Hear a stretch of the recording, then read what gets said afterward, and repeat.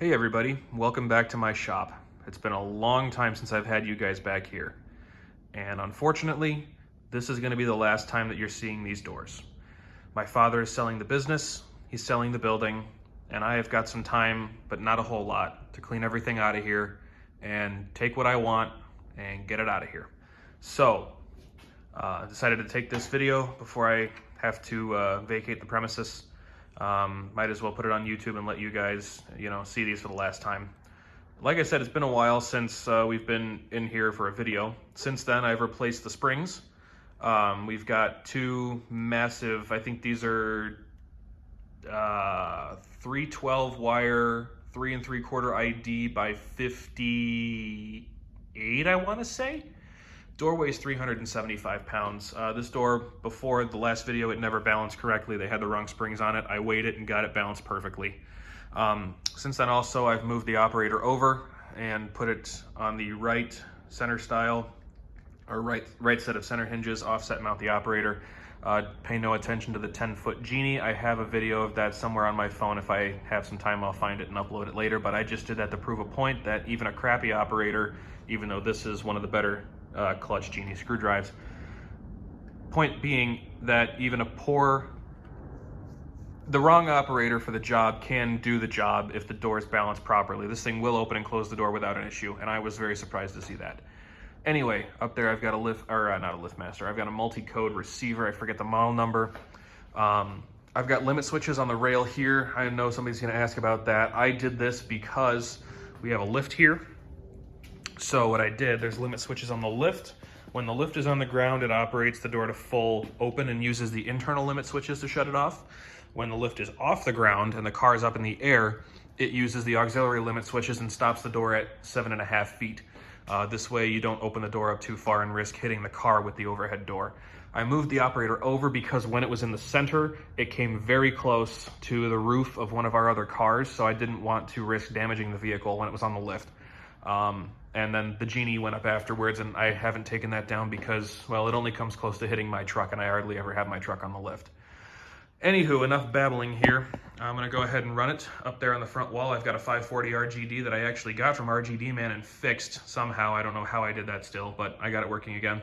And I've got a 61 LM LiftMaster made in 2010.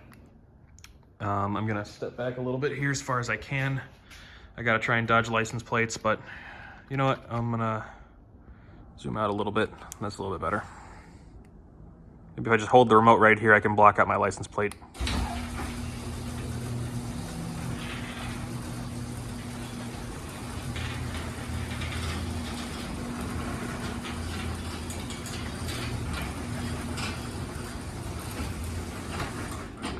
And go back down.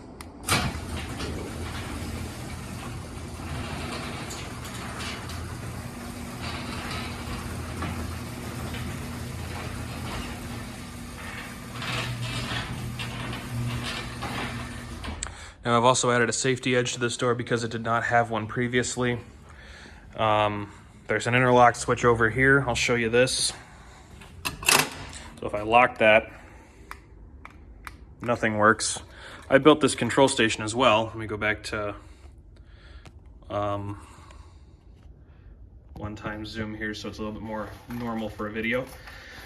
I built this control station. I call it the Grand Central Station, and this operator actually has 3 receivers on it right now because, well, I'm me. Where's the dang key? Oh, here it is. So what it's got in it is a LiftMaster. I think this is a 312 HM 390 megahertz receiver. That's what the keypad is running to. No, not the keypad. That's what the trucks are running to. And then I've also got the Omron H3Y timer to close. So why don't we do this? We'll unlock this, open the door, enable the timer to close because that's set for I think 5 seconds, and we'll get an outside shot of the door closing and we'll come back in with the keypad.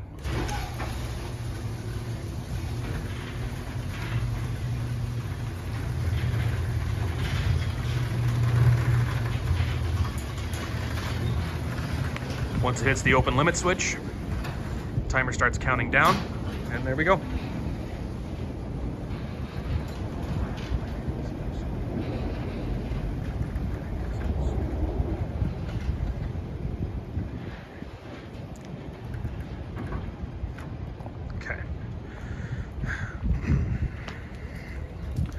Over here I've got a 66 LM keypad that's programmed to that 540 RGD.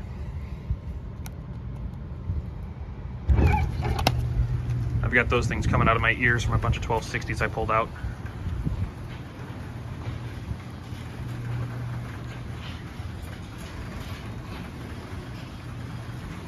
And it's going to close again right away.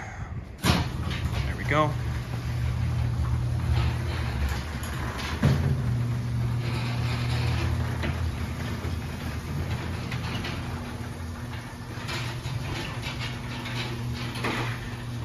Okay, so I'm gonna turn off the timer before I forget.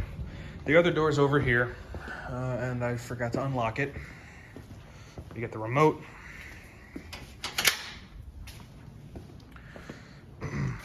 Now, this also has an interlock on it. This is the shipping door, so I put EMX Photo Eyes on it. It's also got a safety edge with a gum hose in the bottom and a coil cord. Same operator. By the way, these are MT1211s, relay-based operators. I don't know if I mentioned that. Also got a multi-code receiver. That's the only one on this door.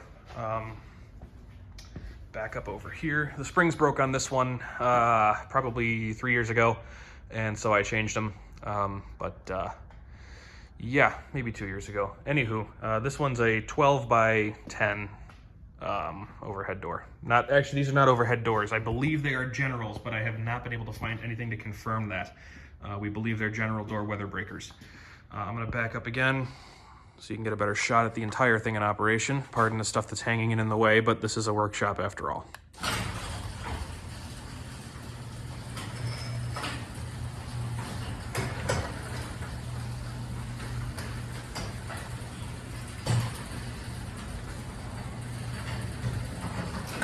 And why don't we go ahead and get an outside view of this one as well. The traffic controller is not hooked up to the overhead door, by the way. That's just on its own little controller. You can hear might have been able to hear the relays click as I walked through.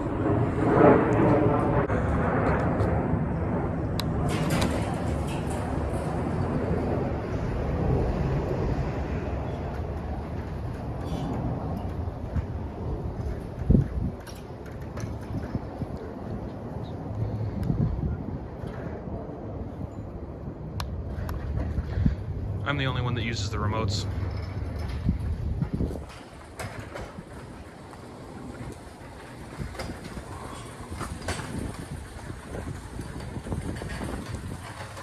Its squeak is relatively new. The cable rub is because I put cables on those drums that are too large for the drums and didn't know it at the time. Here's the control stations. The bottom one is for the side door. The top one is for the back door. So we'll run it down.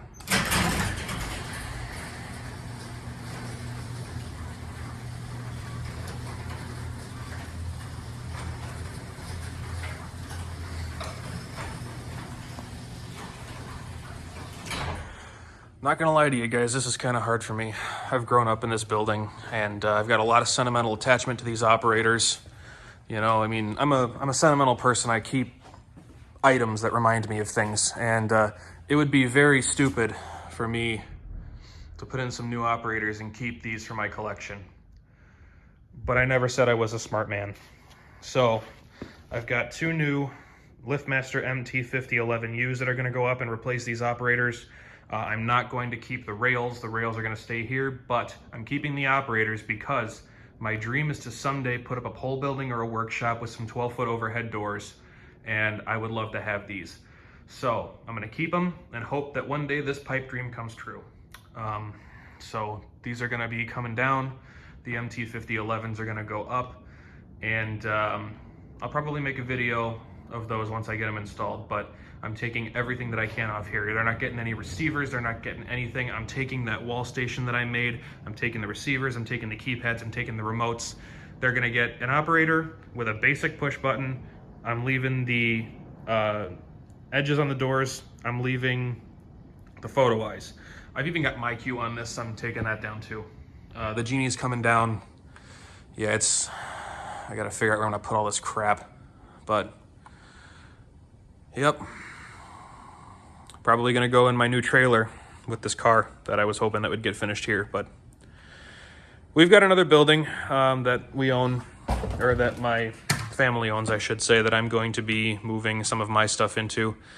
So the car's gonna get finished over there, but all the operators and stuff I'm gonna have to find room for at the house with the rest of my collection. So that's really gonna be it, guys. Thank you for watching. Take care. All right, everybody. Well, part one of this video was taken back in like February, and as you can tell now, it's quite different. It's October here for the second part. So I'm gonna go ahead and take this video real quick, and this will be the last time you guys are gonna see these doors, but we've got new LiftMaster MT5011U operators installed. So I guess we'll start by running the back door.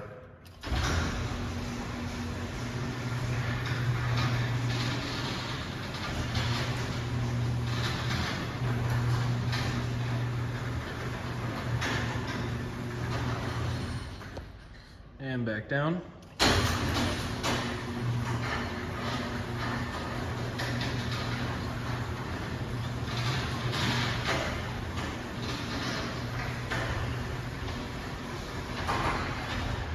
Okay, now I'll go ahead and run the side door.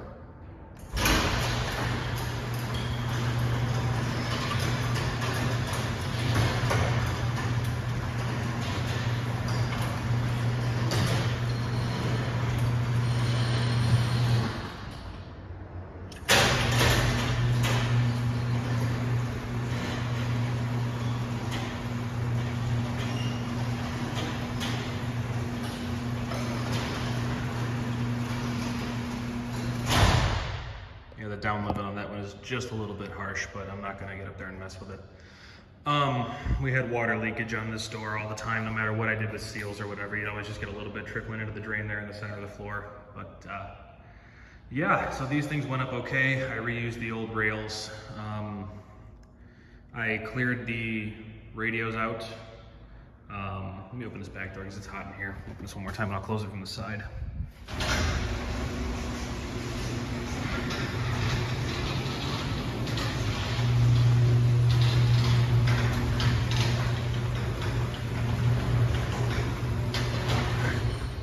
So I believe the consensus was that these doors were either general doors, weather breakers, or possibly Richard Wilcox sections. I'm not sure. We were never able to fully confirm, but based on the panel stamp, I think that's what we're dealing with here. But these doors are as old as I am.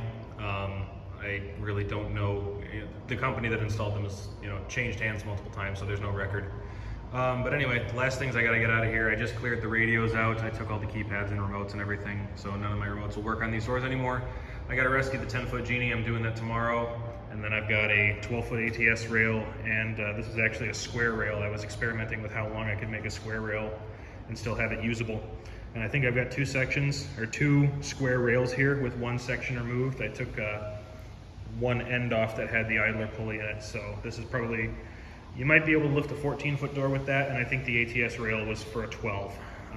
So yeah, that's kind of where we're at, guys. I had a bunch of operators that I had saved from when I had worked for the overhead door company. Not actually overhead door, but when I worked for the garage door company that I was working for.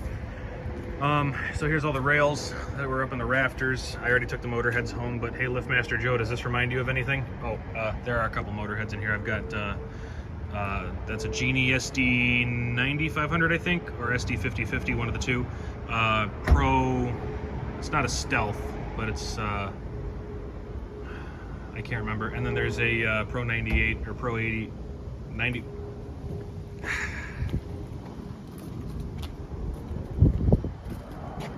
What are you?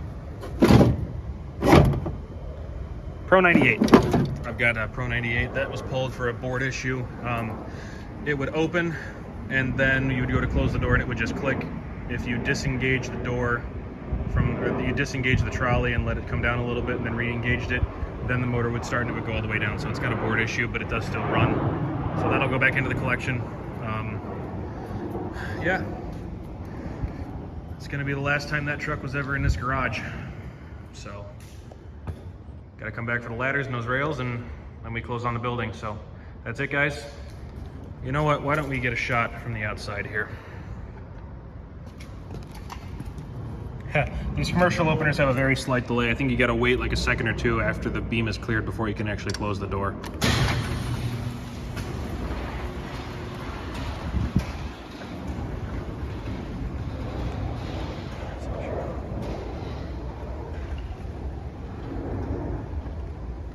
And that's all she wrote. Thanks for watching, guys. See you later.